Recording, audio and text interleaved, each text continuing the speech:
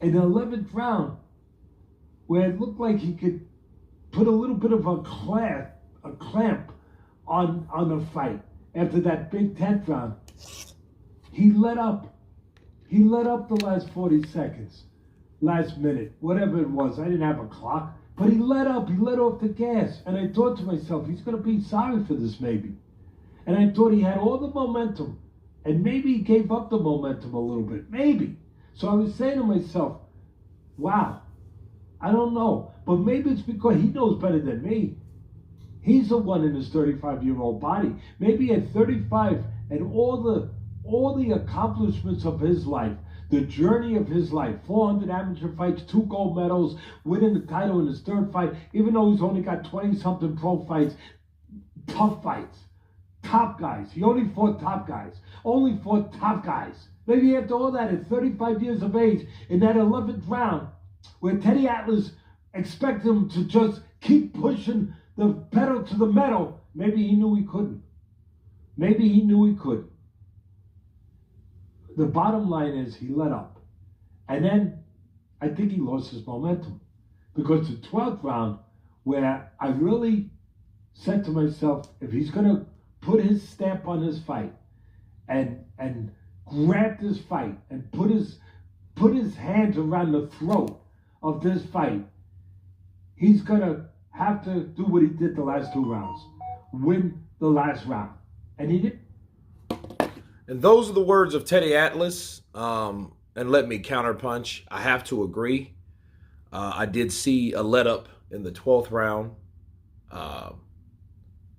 And he, of course, Teddy, he gets deep into the psyche and the reasoning behind why fighters fight, how they fight.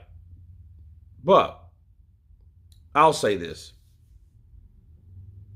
I think the biggest problem with Lomachenko wasn't his age or anything like that, because he showed us how he was able to turn back the hands of time. He showed us. He showed us that he can still perform. He showed us he was still game. And it made you question, would he be able to do the same younger? More than likely. But then again, I think it wouldn't have been such a huge gap into the performance. I think the one thing, people, that we're overlooking, okay, is ego. Overconfidence. What do I mean by that? From Vasily Lomachenko. I mean this by that. Do you guys know that Lomachenko, if he hadn't been so confident that he was going to beat Teofimo Lopez, he would have put a rematch in the contract, the rematch stipulations. He would have been able to activate that according to the contract. Teo would have signed it because Teo wanted that fight better than any other fight that he ever wanted.